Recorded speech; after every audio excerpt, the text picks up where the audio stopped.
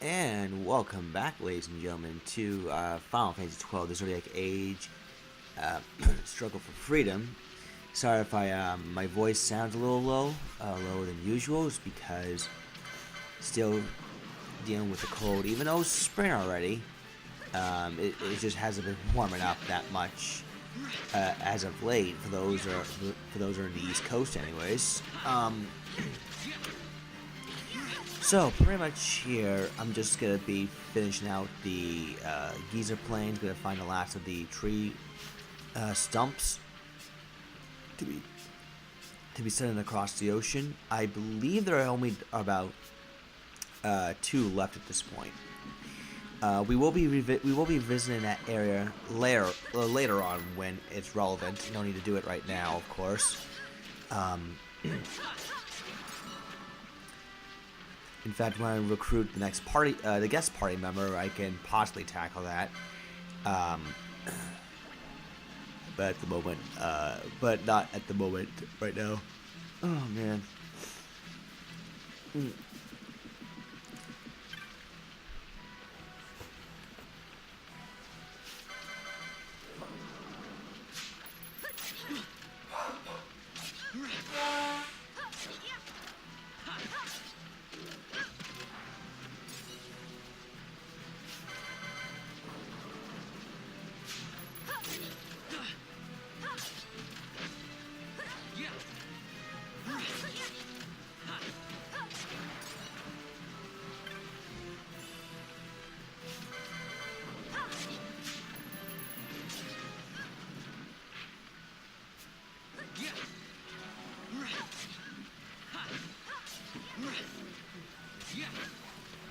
Oh boy. Okay. Yeah, sorry about that. I had to step out for a second and blow my nose.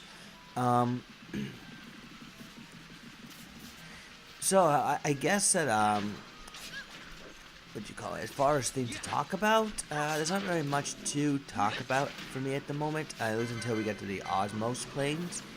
Although I will say that Square has leaked an interesting announcement that that Octopath Traveler is coming to Steam by around mid-June, June 7th, I believe, to be exact. So basically around the beginning of June. I'm excited for that because Octopath Traveler was a game I spent basically 3 months straight playing. You know, as far as like 100% in the game as best I can. Leveling up all the characters and taking on all the possible bosses and side quests and things like that. And I believe I got all of them. Not 100% sure on that, but if it is coming out for Steam, it would be something that I would love to do, perhaps via live stream, if I can get that to work at some points, or if and probably just do an LP on it as well. That'd be also pretty nice. Especially since Octopath Traveler is a game that I find to be mostly solid. It's one of those games that you can start off with any of the 8 characters, and you can go about it however way you want. You can recruit the other 7 along the way, and whichever path you want to take. Hence why it's called Octopath Traveler. The music's really good, though, I gotta say. The music is really, really damn good. Just overall quality of the game's soundtrack. That might be worth just... that might just be worth the game alone for some people. And the combat system is pretty nice, too. It's kind of like... it's kind of like Persona, but not quite at the same time. Because you can't be knocked down yourself. You can be inflicted with like the unconscious status and things like that, but you can still knock down the enemy and just continue to inflict the pain. And there's a lot of there's a lot of strategies that synergizes with each other very well. And there are some setups that are just outright broken. Broken might be a bit too strong of a word, perhaps just overpowered, I think, might be a slightly better term to use for it. But I digress. So yeah, if you like to play Octopath Traveler but can't afford a Nintendo Switch but do have a Steam account, then you can grab it for Steam within a couple of months. So definitely save up your money for that. Because I think it's worth the price. That definitely worth checking out for sure. So pretty much other than that, I guess, well, I brought Persona a second ago. I'm curious about the new trailer, more information about Persona 5R or Persona 5S, supposedly. Because I know that's going to be a new version of Persona 5 coming out for the PS4. Probably by late this year, if not early next year, depending on the time frame. And I know fans have been chomping at the bit for a Switch port of Persona 5. I mean, we'll wait and see. They're gonna announce more information. What was it, April 24th? I think 24th, 25th, give or take. They're gonna be revealing more information all about it. Hopefully, it'll be something quite interesting. And I think there's also supposed to be the day that Joker can finally be playable as a Smash character for Smash Brothers Ultimate. I can tell you a quick story about that. I remember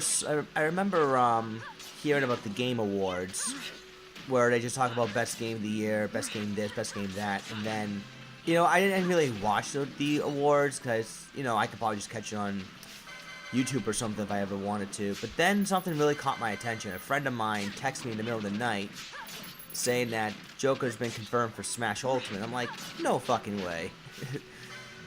So then I watched the trailer that had to be legit, and I was super excited.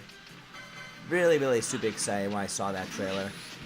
And it's been like, what, 4 months already since the trailer was shown? And I can tell based off just watching the footage of the Game Awards, out of anything else I got a reaction, Joker being confirmed for Smash Ultimate, by far got the biggest pop out of anything else in the whole building. Which was pretty damn amazing considering how much success Persona 5's gotten since its release in Japan in 2016 and then here in America and Europe 2017. The game sold well over 2 million copies and has basically made high scores across the charts or across any other video game reviewer or outlet that you can think of. They've all given high praise for that game, and deservingly so. For someone who's beaten the game myself, I consider it to be one of the best games I've ever played, period. I mean, for a JRPG anyways. But still, that's a hell of an accomplishment, without a doubt. Considering that Persona 4 also did very well on the PS Vita. Well, Persona 4 Golden, which is a port of the PS2 version, with some extra features and such. Though that game, you can really break it in half if you know what you're doing. Kind of like how Final Fantasy VI, you can break that game in half if you know what you're doing. Final Fantasy VII, another game you can just destroy. Overflow Glitch, Knights of the Round, Mime, and Limit Break.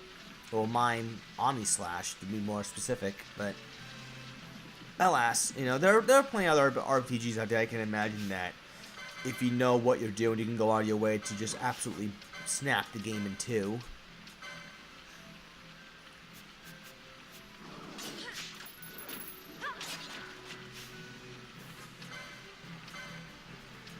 Oh man, yeah. So basically, what I'm doing here,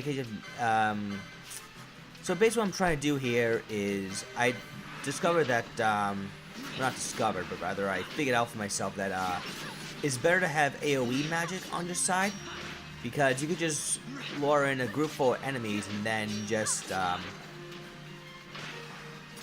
and then hit them with the AoE spells. I mean, grant you something I wouldn't recommend you do all the time, like have it just auto cast Quake because your MP's gonna go, but I guess if there are very specific grinding spots that you want to take advantage of, then I think auto attacking with Quake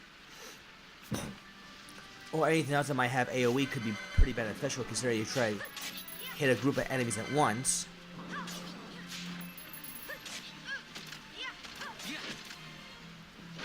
You'll be seeing quite a bit of that when we get to the Ozmone Plains.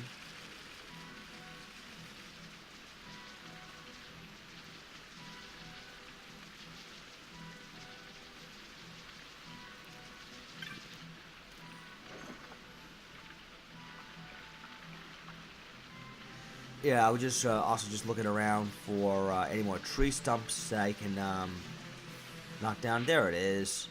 There's one. Now, I believe that should be the last one. If not, I will definitely... what I can definitely do is, when I go after the Gill Snapper side quest, which is why the tree stumps are there in the first place, so you can access the new area. Once I do unlock the Gill Snapper side quest, I will see if I can approach that area. If not, I will jump cut to the last tree stump that I've missed. Because I'm pretty sure that at this point I got all of them. But there's always a chance that I missed one somewhere.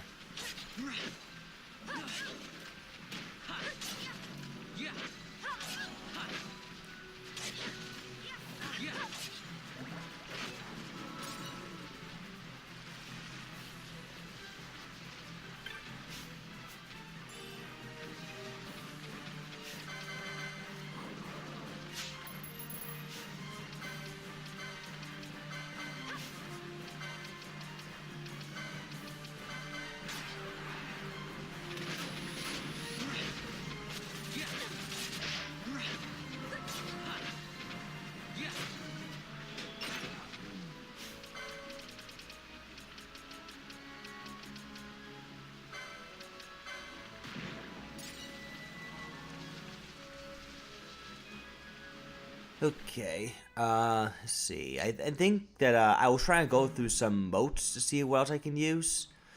But I also decided to just simply use the potion at the last second there. And I also realized that I decided to simply not go back to the safe crystal because, well, I'll have to let the HP sap eventually kill Ash, or if I can somehow keep her healed up, I can go to find the next safe crystal. Because I just didn't feel like going back. Anyway, this is the Ozmone Plains. Lots of new enemies you can find here, although some of them are recycled enemies. Like the hare, for example, is a recycled enemy from the Giza Plains hare that you can find early in the game, except they just have higher HP. And they're a little bit more aggressive.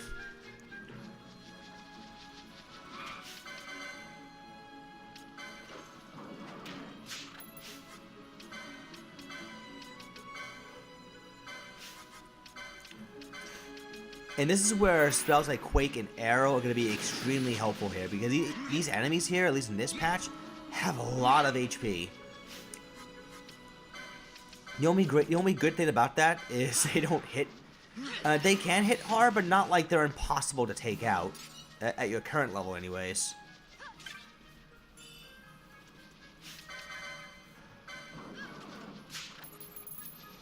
Excuse me.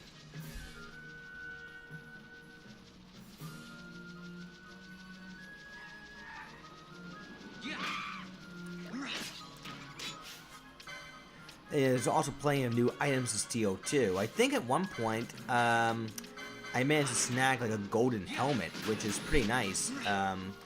If you already have like a knight or a Alon on your team, which I still don't quite understand why. When I got 1.72, even though Vaughn's, for example, Vaughn's job says Sky Pirate, he has the priest, he has the White Mage license board. Or leading man for some reason has Knight, Princess has Bushido, you know, and so forth. I'm not sure what's behind all that, but hopefully, Eternal, if you're watching this, you might be able to come up with a bit of an answer, or if it's just simply intentional, then okay, whatever.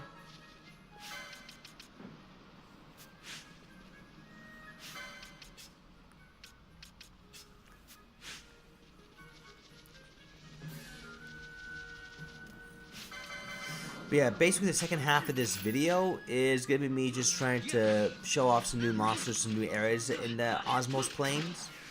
because there's plenty in this area to show off, and thinking about this now, this might actually take up another video before I can finally get to the village. What's it called? Jahara, I think it's Jahara is a. I think Jahara is either the name of the village or the name of the village chief. It's one of those. It's one of those things. I have not paid attention to the place names for a while, even though I should.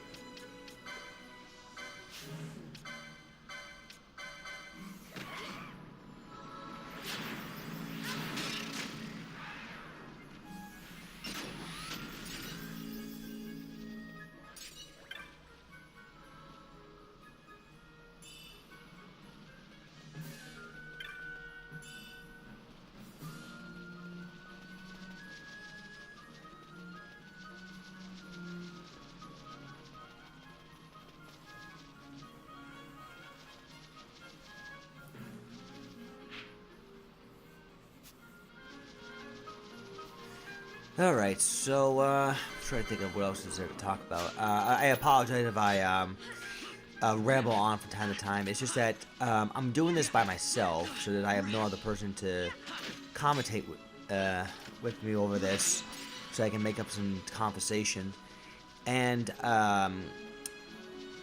honestly, within like a 20-30 minutes span, there's only so much that I can go on about by myself. As far as anything newsworthy go, I guess if you want to talk about newsworthy, this may or may not apply to you guys, but Stop and Shop recently just went on strike.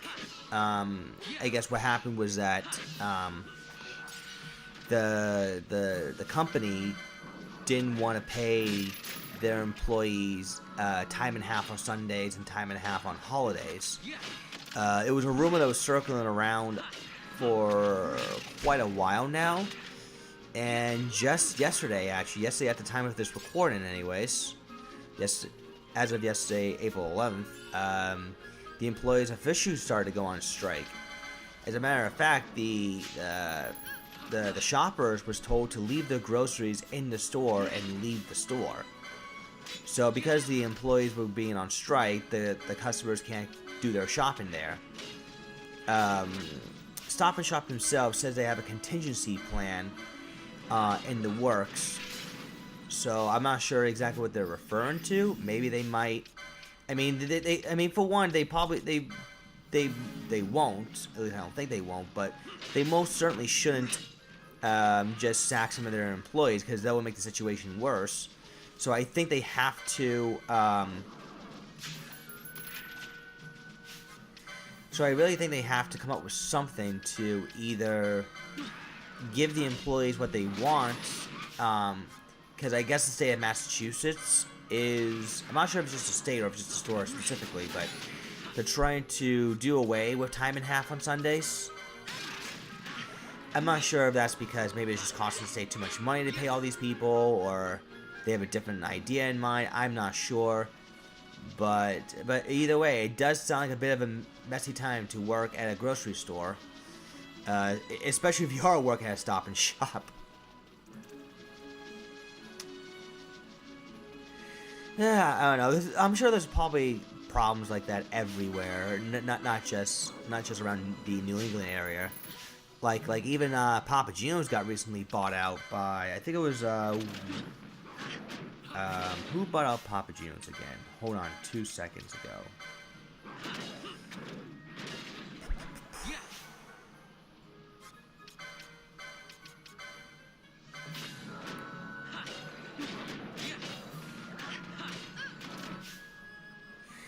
Yeah, Papa Gino's even declared bankruptcy, and they were bought out by Winchurch Capital. As far as, you know, someone who used to be a customer for Papa Gino's off and on, I remember a time where I ordered food online, and it took the guy almost 2 hours because apparently he set his GPS to walk instead of drive, which way it took so friggin' long. And when I remember when I contacted one of the employees about it, they told me that someone actually flat out quit while I was delivering my food, and I was like, "Are you kidding me?" You know. And I'm sure again, I'm sure I'm not the only one who had to go through the bullshit, but yeah, the online service in general just hasn't been very good for them. So I'm guessing that being bought out by this other being bought out by this other firm or company, they might be able to clean things up, or make some significant changes that will help Papa John's thrive again. Because I like their food, but damn, they're expensive. I mean, companies like Domino's and Pizza Hut are doing fine because they have actually online deals on a consistent basis that makes you want to keep buying their food, because they have bundles that actually are pretty affordable.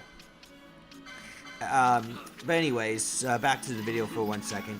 This particular area right here, where the zoos and the werewolves spawn here, this is a good place to actually level grind for the time being, because they're practically everywhere here. I mean, or if you're trying to license board grind, because the werewolf also give away 2 license points, which is really nice considering that how fast you can really level up here. And yeah, look at these guys have like nearly 7,000 HP. What the hell? I'm sorry, 6,000. Excuse me. At first, I thought I read 6,900, but no, 6,200. That just goes to show that sometimes when I misread stuff really badly. Oh man, though. But at the very least, they're not impossible to take out. Thankfully. Also, if you happen to have Shades of Black, that's another great technique I can also recommend you use, because I have, on a number of occasions, been able to get pretty lucky with it. Particularly, I was able to get lucky with spells like Scathe and Flare and Bio, as well as Aeroga. Or is it Aerora? I'm not sure if there's an Aeroga spell like that in this game, but anywho. You can also get some decent loot here, like Storm Magicites and Earth Magicites. They sell for pretty decent money.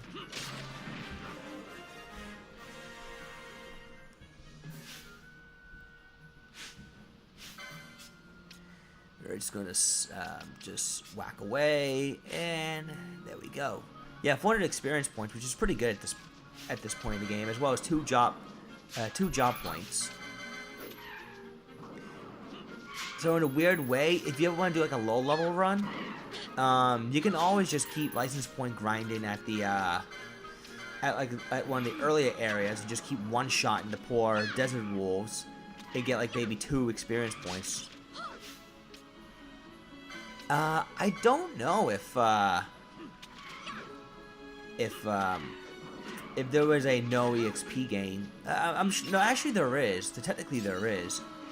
You would just basically have to do like one character at a time, and I think it was called a Firefly in Vanilla Zodiac Age, where you could equip it to one of your characters, but they won't get any experience points.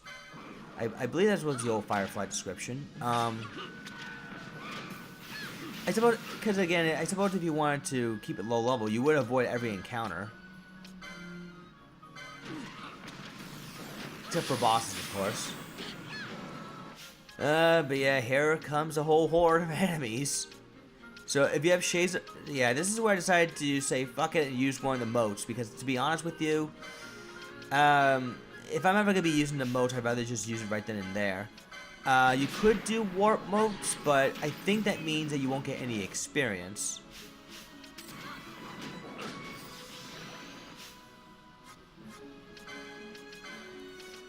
So as you can see here, I'm trying my damn hardest to just stay alive here, because there's so many freaking enemies here. And I'm trying to use Quake because there's a zoo there.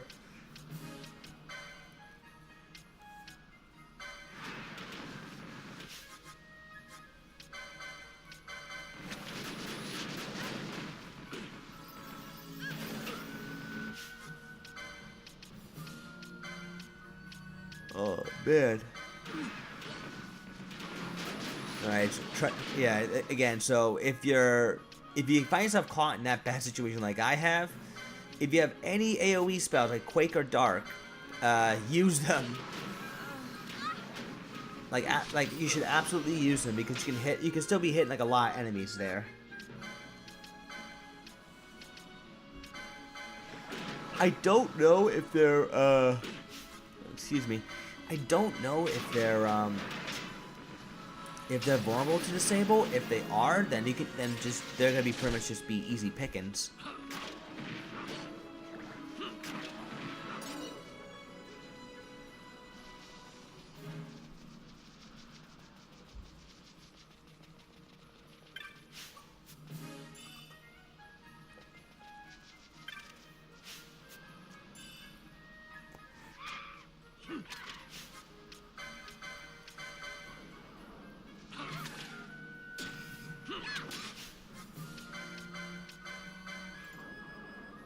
Oh great, another one of those throwdown. Well, I guess as far as the other ways you can deal with zoos is that projectile weapons, mostly crossbows, longbows, and guns, do also help out in case you don't have the scale telekinesis.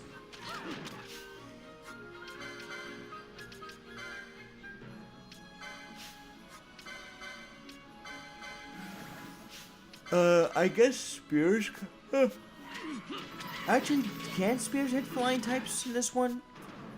I'm going to assume yes.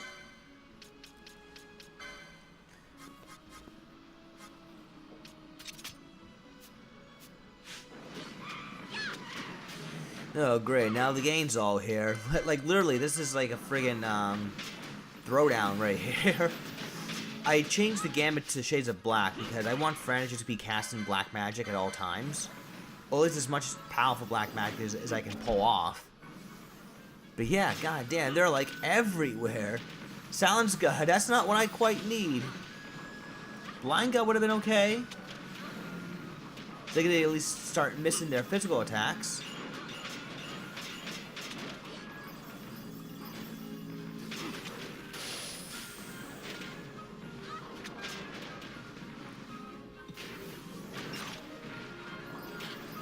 Yeah, there's Blizzara, but there's one Blizzaga. There's Skaith.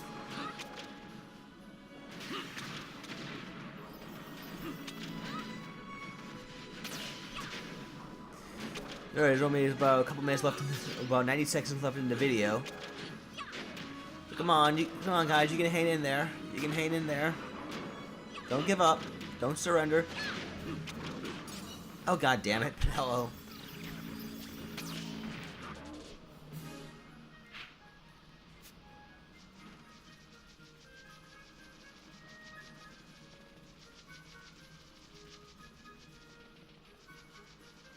Okay, I think that should be the last bit, I hope. Yeah, and I'll continue to look around for other items I can probably pick up. But that must have been a lot of grinding I had to do right there.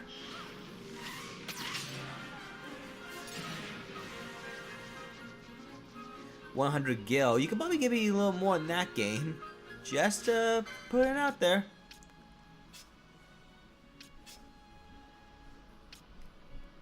Alright, so I think right around here is where we're finally at the end of the video. So thank you all for watching. See you all next time as I explore more of the Ozmone Plains. See you then.